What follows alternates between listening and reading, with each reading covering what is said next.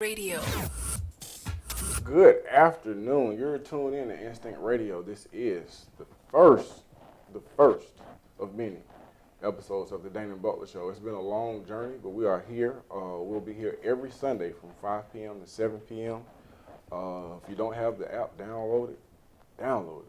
Call in at 478-569-6474. We're going to jump right into it, man. I am very thankful for today.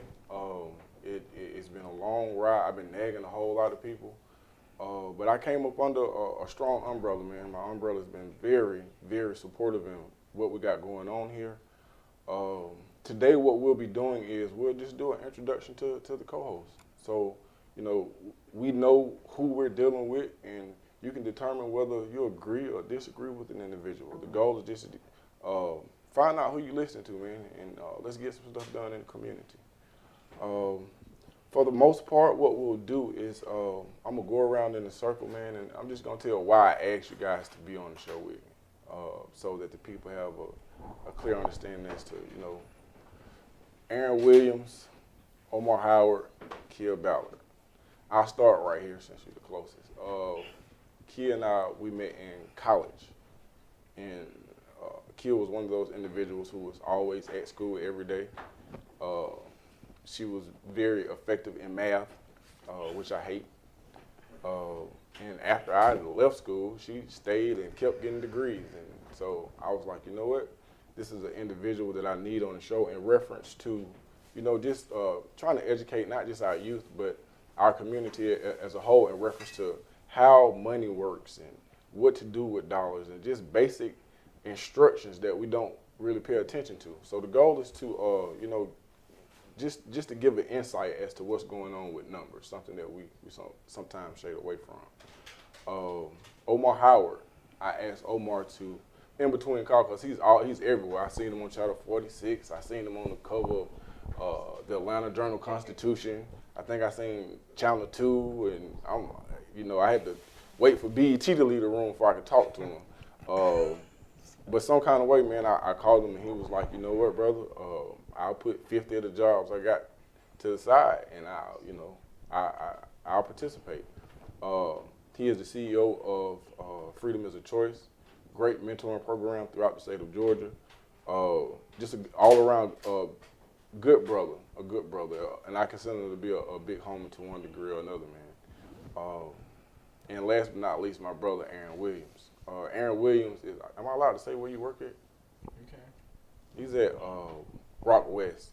I am a case manager for at-risk teens throughout the state of Georgia. We're in Clayton County, and I've been able to send some of the guys that I didn't think was going to be able to work. I've sent him a number of people, and he's put them to work, and they've been there for a while. So he's one of the individuals. I was the best man at his wedding. I paid for the bachelor party. This is my brother. So you know what? He's always had my back, and he know about 5 more words than I know. So I was like, man, you know what? Let's get you on here, man. You're doing something in the community.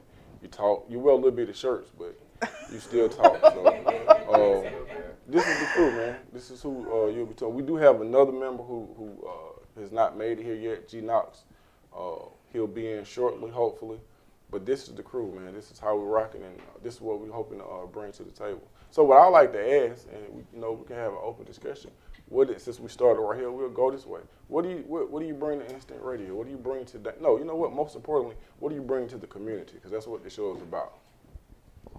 I feel what I bring to the community is a sense of giving back or a sense of paying it forward. Mm-hmm. Because I've not always been in the situation I am now. I was a very, very troubled youth. So I feel like what I took from the community, I need to spend the rest of my life giving back to that community. Okay. What's up? What about you, Omar? I bring years of experience of, as he said, a troubled young adult, made some bad decisions, went to prison for 15 years, been out almost 8 now. Not only am the founder of my own nonprofit, Freedom is a Choice Incorporated, but I'm also the chaplain of the Atlanta Transition Center. I heard you got keys to the prison that you was locked up in. Man, I got keys to the prison, man. Got ID and some keys, man. You know, some of my friends call me now and be like, man, how you get some keys to the prison? Let me be the first to say, it definitely wasn't me. God definitely opened up some doors and set some opportunities in place for me to be able to give back. And, you know, throughout my prison time, you know, even through my own struggles, and even some of the guys that was around me, they can almost actually see how God was orchestrating this thing. Yeah. For me, you know, when I was in Alto and I was speaking to the high schools, which I do now, speaking high schools. So you was already talking and running your mouth while you was still there? Man, I was mentoring the juveniles. That's true. Mentoring the juveniles, mentoring other young brothers.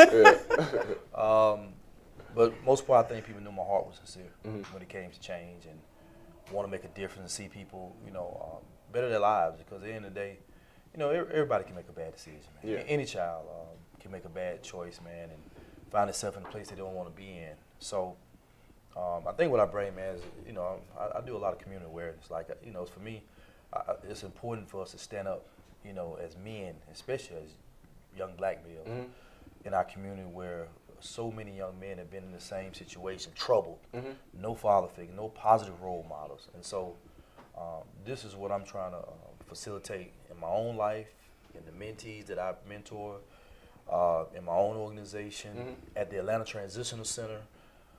So I just have a big heart to give, man. And, a lot of experience in it, man, because I've been mentoring now for some years, and I've been doing a lot of speaking all over the place for some years. So just want to make the community aware of what's going on and let them know that we got some people that's standing up for what's right. That's what's up, man. Welcome to Instinct Radio, brother. Kia. Yes. Well, as I got more educated and learn more about accounting and finance and the way money works, the way economics works, the big picture of things. Just as of lately, last few years, I got really passionate about teaching the youth a lot of things that they don't teach you in school, and your parents can't teach you because they didn't know. Exactly. And I think it's good to get that foundation and that knowledge early on, so you don't make the mistakes that a lot of us made, being in debt and just not knowing how to handle the way the way the money flows. And I think my focus has mainly been on like junior high school kids, helping them. And also the adults, because the adults it's never too late to get a grasp on your finances. Yeah. And it really impacts a lot of parts of your life. So that's just been my passion for right now. Awesome. I'm definitely in agreement with it, because my whole thing was, when I see certain things taking place in my community, I'm always pissed off, but I hadn't always learned how to channel that anger to a degree where it's effective to somebody other than my two children. Because I talk their head off, but then what am I doing about the situation? And I think that when you're able to educate individuals, because you can tell people what to do all the time, but when you educate that individual, you give them the ability to make a choice for themselves. And I think that's what we all stand for to one degree or another. So I definitely think it's a awesome addition to the Dainhen Butler Show and Instinct Radio. So I guess, man, what we'll do is we'll jump right into some of the potential topics that we'll be touching on for the upcoming weeks. Or until Jack let us ride on one of them private jets you're gonna get. Anyway, that's the ultimate goal. That's what I'm trying to be at. I was glad I let you do that. That means you got 8 of them. That means you have 8 of them to the side. You get on one, like, I borrow. Our first topic for next week, actually, is going to be holiday madness. And holiday madness, in my mind, this is what I was thinking about. I just began to, look up the origin of some of the holidays that we have, and especially Christmas. We got the holidays coming up, and I just remember Black Friday, Black Sunday. What is that day? Black Friday. Yeah, like people right in the stores like going crazy, man, over utensils and products and all types of stuff. And then so I just started looking up the origin of Christmas, and then like what I discovered was kind of crazy in reference to what we celebrate now. Like Christmas was, and I don't want to offend nobody, but Christmas was like, it was a week of lawlessness, man. It was a week of, You know, you can do whatever you want to do, kind of like the purge to one degree or another. You can come out and do whatever it is you want to do, and you won't get punished for it. And I just thought it was kind of weird. But then, how as a team it makes sense to tackle this topic. I like to know how much money are we actually spending during this time. You know, in reference to not just our community, but as a country, as a nation, how much money is being spent, and have we lost the real meaning, if there was a real meaning to Christmas in reference to, because a lot of times we associate the love you have or potentially have by the size or the price tag, or, you know what I mean? Come on. Give me Well, something. the marketers are definitely taking advantage of the whole Christmas thing. We were already talking about buying Christmas presents and putting up trees and sales and stuff, and it hasn't even hit Thanksgiving yet. This was going on even before Halloween hit. So, you know, that aspect, as funny, money-hungry corporations is a whole nother aspect to it as well, besides the origins, I want to say demonic, but the origins of it. But knowing that you don't have to go in debt for Christmas, just because your kid wants the new iPhone 6 doesn't mean you have to go out and buy it because it's Christmas. Yeah. Knowing you don't have the money to pay your light bill, but you're going to go in debt because you want to get a good Christmas present. So that is something that I'm going to talk about, how to manage. You have a son. Yes, I do. Y'all, you know what? How old is your son? My son is 13. So will you be spending out this year? Well, I always get him something, but he spent this Christmas, he's going to be with his father. Okay. So my plane ticket should be enough. No, I'm just joking. No, I'm going to get him something. I'm not going to go in debt over it. Yeah. My family does get together. You know, it's mostly about family during that time. Yeah. So, and unfortunately, because I'm divorced, I don't get him every Christmas. Yeah. But yeah, I don't know. I wouldn't be teaching you about not going broke about it if I was going broke. Yeah, that's over true. it. You know what? One year, this is what I actually tried with my daughter. My daughter is 18. She's in college. And I think it was like maybe 3 or 4 years ago. I was like, we just went to the mall. I was like, look, Daddy can spend this money on this right here. Let's look at the prices. I say now, what I want you to take into consideration is that these prices are going to be altered the very next day. So this is what we're going to do. Here's your Christmas money. This is what's going on. And you can spend $400 on 2 items now, or you can wait till the day after and go ham.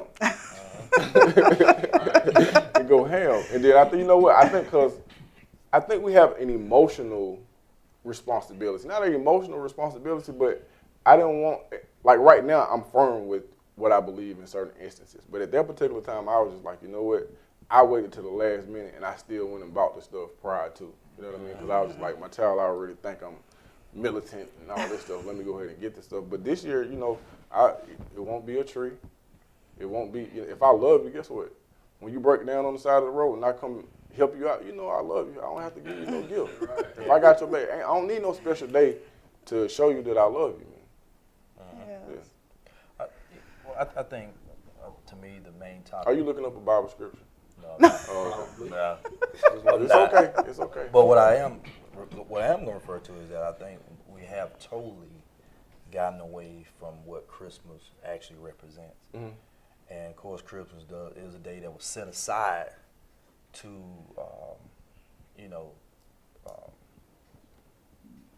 bring remembrance of the reason why Christ was born, and the story of it. And it was a time of life where, families got together and shared, time, listening to Christmas music. And it was a whole different feel when I was growing up compared to what it is now. I mean, I think some adults have even made it worse because now those gifts, they want their gifts more than, than you seeing kids' gifts. And when you're seeing the reckless personalities and characters that go on in these Walmarts with people fighting over toys and stuff like that, to me, like, my question always go back to, what kind of example are we setting for our young people, but there's a breakdown in the family. And we can go on about, they can say paganism, holiday and all this, but I know when I was growing up and, the stories that were told me, and it was only about the birth of Christ and that the true gift of Christmas. But like I said, now, I mean, they went from saying Merry Christmas to, now they got all type of words. Now it's Happy Holidays, X and O's. So you can kind of see where it's getting away from what it actually, was meant for us, and especially, in the community. But people are going crazy now. You know what I sometimes wonder about? Like when you say for us, then how did it become so popular? Because when I think like the character Santa Claus, like with the red and the white, those colors were actually picked out by Coca-Cola. Coca-Cola was the first, entity to really push Santa Claus as a selling strategy. And in that aspect of it, like we hold on to, not to say Saint Nick, now that character itself has always been present with going around doing whatever he or she does. But in reference to the big beard and the red and white, Coca-Cola strategically positioned Santa Claus, man. So I always question where it derived from. Well, I think you still have to be cautious. I mean, in the midst of, the stories of Christ, of course, we also remember that, you have these organizations, these companies that, as you said, have these marketing schemes. And they probably didn't think it was going to blow up that way. But what's amazing to me is I remember growing up around July is when everybody started trying to do right. Kids used to try to do right up to Christmas. Like, you ain't going to get no gifts, and probably a lot of times you wouldn't get no gifts. If you get a lot of gifts. Yeah. Well, I mean, my folks were broke anyway. But, back then toys, and it was roll toys and toys. How old are you, Omar? I'm there. First toy ever. Yeah. We had like the car with the wire hooked up to it. With the wheel. We had the cars with the wires hooked up to it, and you just follow the car. The remote with the wire, yes. Green machine. Like we had the green machine. I don't know about it. Yeah. I was like, man. Yeah, you had the green machine, but I think we still have gotten a long way from what Christmas really means, and people have just lost their mind to this, in these holidays, man. Whether it's Thanksgiving, whether it's Christmas, like we have gotten. I mean, you don't even see a lot of families getting together on holiday, even on Thanksgiving. Yeah. You don't even see a lot of families getting together anymore. I've seen people go out to eat. Yeah, they said that recently, and we'll get into this later because I don't want to make this entire show about that because we're going to go deep. And what I want to do is when we come back to have some hard facts in reference to, what we're talking about. What we want to do is be able to give our listeners, a clear view as to what's going on. Not because all of us have opinions, but we want to give them like some clear-cut facts and numbers that they can rely on because numbers don't lie. But what they're saying is that, the number of restaurants that are open on Thanksgiving and Christmas, they're starting to increase. Like, people are actually, patronizing these entities, man. And so it's not about your mama in the kitchen cleaning chitlins. Or did your mama clean them outside? Or Can we not? We don't have chitlins. chitlins. No My chitlins. folks clean chitlins inside. I never ate chitlins, but everything else, lay it on the table. I'm going in there. But I never had a thing for chilling. But it was a strong feeling, man, that came. I remember one time, I don't know, maybe a little superstition, but you should almost feel Christmas at one time. Like the whole atmosphere was different. Now you feel nothing but negative. People just hanging outside. My folks ain't never slept outside no store for no toys. Oh yeah. Never slept outside for no stuff. And I to this day, since I've been out of prison, I'm not going to sleep outside no store for no toys. Yeah. Either I get it or I don't get it. That's strategic marketing. You know what I'm saying? I'm not. Outside. And I don't think anyone should devalue. I fell victim to that once. Yeah. A couple you years stayed ago. outside? Yeah. Right after I ate Thanksgiving dinner, I What went product? to. I wanted a computer from Best Buy. And I stayed out there for hours, and I still didn't even get the ticket to get it. And then I was like, no, I'm not doing this. I mean, that computer must transform or something like. No, I mean, I what? just wanted it at this cheap price. But Is that the computer? no, this was years ago. Like, you must still got it. But yeah, after that, I realized no, it wasn't worth it. I mean, well, I knew it wasn't worth it when I did it. I was just into the savings. The marketing scheme worked for me that time. And yeah, I'll never do it again though. It wasn't overnight though. I didn't have to sleep I'm overnight. not putting no tent unless I'm in the Personally, woods. I think all holidays are media driven anyway, and in the information age, that's all you have is information and media. Is bombarding you with we need this, we need that. But like you said, you have to go back to, like both y'all said, when you go back to the true meaning of Christmas, it depends on what you believe in. Because if you're a Christian, you believe that it's about the birth of Christ. But if you were a pagan, like say Emperor Constantine, who married Christianity and paganism because he converted to Christianity, so he said, okay, I need to make it so these pagans accept Christianity. So he married the two into one. So that's how we got the whole intermingling of things that were never supposed to be. Exactly. You know what I mean? Exactly. But history doesn't teach you all that. History belongs to the people who win. So you got to look Sound at like it a like hip hop quote. You gotta Yeah, look I at it like that. too. Yep, yep. Well, it's up to you I like to that get quote. back to the roots. History belongs to the people that win. That's That was deep. That was deep. I like that one. I did not blow this dude head up, man. Well, that's true. It is. Because only the winners can tell their story. Exactly.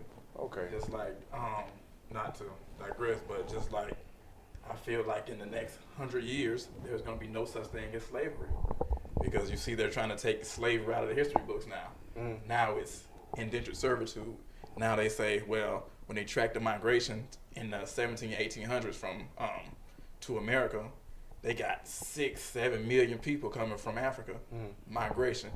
There's no such thing as migration. Yeah, no. You're forced into a slave ship and carried over and sold and bought as chattel or whatever. You know what I mean? You're exactly right. We got a show that's coming up that's gonna dig a whole lot deeper into that. But you're exactly right, bro.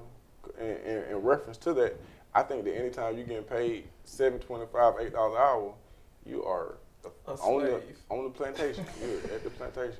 But again, that's another topic. The show right after that is going to be something that I talked to a lot of people about, and I had mixed reviews. But is marriage realistic? Is it a realistic expectation with the male to female ratio, especially here in Atlanta? Because it's like 15-1, and it's for a man who got most of his teeth in a working vehicle and a job. He going ham. He going ham. And so in my mind, I'm just like, you know what? If everybody's supposed to What get you mean you going ham? Okay, Omar, I know you old. So when I say going ham, I mean like Maybe you say going chitlin. going chitlin. He'll understand that. Fried chicken or something. Oh man. At least have us a healthy quote. What I'm saying is this: is just like there was a point in time, or some people still believe that for every man there is a woman. You know what I mean? That's how it's supposed to be. But like right now, in reference to free people who are able, capable bodies, there's not enough people. There's not enough males that match females for everybody to get married. If every man began to get married, it'll be 14. For every marriage, there'll be 14 extra women. You see what I'm saying? Why are you breathing I over think first you need, if you start teaching the young adults, the children, the value of marriage, then it is very realistic. Marriage can be very realistic. And just because they're not here, like I'm not from Georgia. I came here from California. migrated? Yes, from California.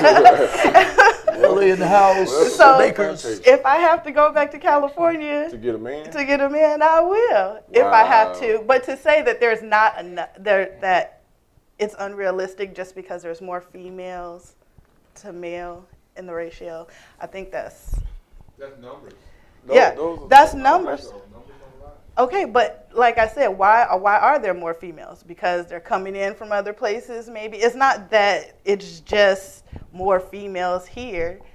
Go other places. You can grow up in Georgia and not live in Georgia your whole life. People go places. I was in the military. I met my husband in the military. There was no... You're still optimistic. That's your problem. Yes, I'm optimistic because I believe in marriage and I hope to find someone else But who's you know, that's a believing in that. realistic. That's a lot of women think that. A lot of women, and I don't want to. I'm not trying to discourage nobody. What I'm saying is, right now, Break it down here. it's like, go ahead. You got something? Come on with I think it. it also, everything goes back to your perception or what you believe in. Now, from a Christianity standpoint, monogamy is the way to go. So, in the eyes of God, if you're a Christian, then I feel like you're chunking at Omar. Because you keep saying Christian, you keep breaking stuff down, but go ahead. Like he's not a I'm Christian. No, I'm just saying, but Like he's not a Christian. I know, but you got a Bible on you. That's what I'm saying. Don't you? You got a Bible? Yeah, that's what I'm saying. Technology. Technology. I am a Christian. I have studied other religions, and I like to keep my knowledge up and expand my knowledge. But what I'm saying is, when you come from a Christianity standpoint, then monogamy and marriage is the way to go. But say you go with Islam. Islam says polygamy is the way to go if you have enough funds or you have enough resources to accommodate all these wives. You feel what I'm saying? So in that situation, then 15 to 1, if you can support 15 women, then Well, we're not talking about that right now. I'm not saying that's what I believe. Well, Thank I'm not you. saying that's what I believe, but it all depends on your point of view.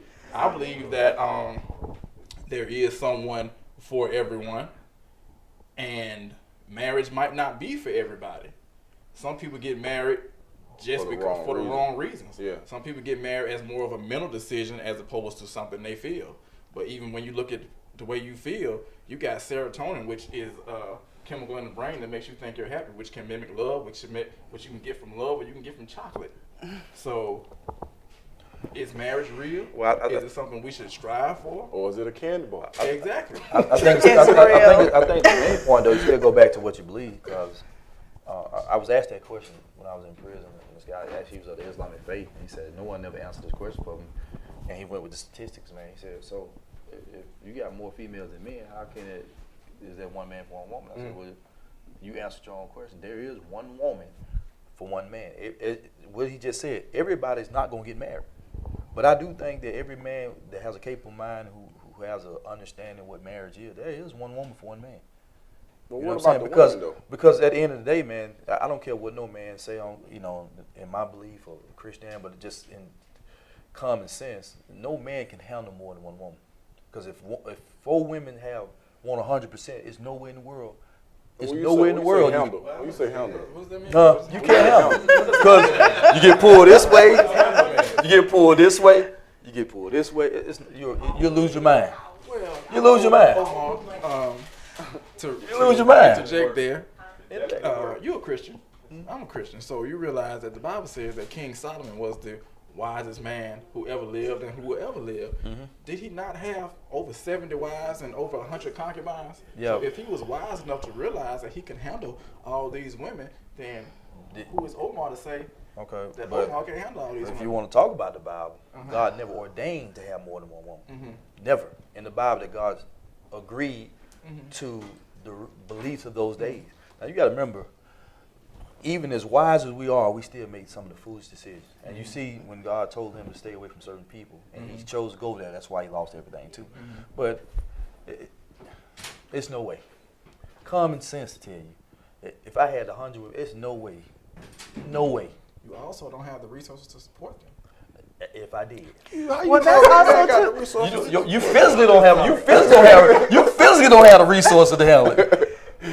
What I'm saying is, if you had all the money in the world, you physically couldn't handle it. Well, that's also my point of view when it comes to men who have multiple kids with different women. You can't be in the household to help raise those children when you have 3 or 4 different households you have to go to. So you're saying they should all just live together? No, I'm saying you shouldn't. I'm saying you should do your best to not put yourself in that situation.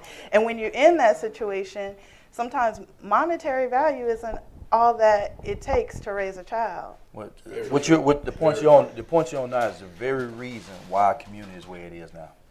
Because when men really look at their own lives, and when we get to the real meat and bones of this, and the reason why marriages don't work, because we're too busy allowing our flesh to go outside of what we know is right. You see what I'm saying? And so as men, I had to come to learn to just accept the facts of my own life, that if you're dealing with more than one woman, and especially you have multiple men doing it, and I'm not saying it's not the women's fault, I'm just going to take the blame for what we do as men and as a person. So when you got men out here who having all these different kids, there's no way that you can raise these kids, and then you wonder why these kids are left out here alone, not understanding, what it is to be a man, and then they grow up, and then of course they gonna jump on the vibe of, I need to be with a bunch of women. And so now you see why our community the way it is now, with more single parents now. You know, child support is crazy. You know, so we have to also look at, you know, the reason why marriage is. You know, that's a very good point that you brought, because I was thinking about, like, with the United States is, you know, not the largest populated country in the world, but we have one of the largest prison populations. And for the most part, you know, these are males that are incarcerated. And I don't know if it's a strategic plot, you know what I mean, or a conspiracy that's taking place. But there is a lack of men out here. And then when you start calculating drugs and all this other stuff is going on, and then a lot of them want to be rappers, and then don't creep up on the homosexuals. It's just a whole lot of stuff that's going on. Well, I mean, go back to the point of this, man. You know, we can talk about the prison, we can talk about conspiracy, but what we got to talk about is we got to stop making foolish decisions. You see what I'm saying? Okay. At the end of the day, we got to learn how to accept that we make bad decisions, man. Yeah. And so I can't expect the court system to just put their hands up every time. We know what? We send too many black men to prison for murder. We send too many black men for armed robbery. We send too many black men for forgery. That's a different conversation right You know what there. I'm saying? It ain't like we just beat it. This is what we're going to do. Hold it. This is what we're going to do. Yeah. We're going to go to break. Okay. We're going to go to break, man, because y'all about to get, like, juice, man. I love it. We need people to call in and voice your opinion and give some feedback. The phone number is 478-569-6474. You're tuned in to Instinct Radio. This is the Dainhen Butler Show. Please stay tuned. Tell a friend to tell a friend. Download the app on Google Play, Instinct Radio, or go to instinctradio.net. And now,